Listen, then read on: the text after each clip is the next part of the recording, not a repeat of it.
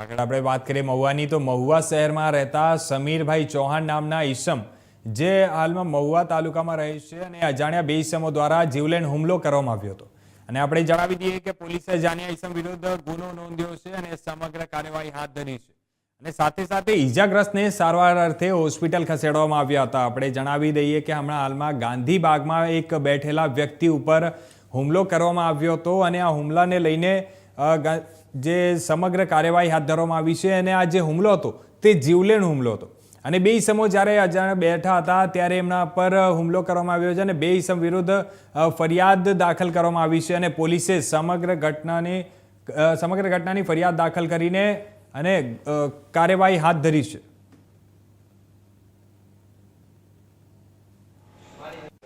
મારું નામ સમીર ચૌહાણ સમીર રજાકભાઈ। અમે ગાર્ડનમાં ભાઈબંધ હારે આટા મારતા હતા તો બે અજાણા શખ્સ પાછળથી આવીને લોખંડના પાઇપથી મારી ગયા છે અને પેટમાં છરી મારતા હતા તો અમે હાથમાં છરી પકડી લીધી। છરીનો ઘા હાથમાં વાગી ગયો।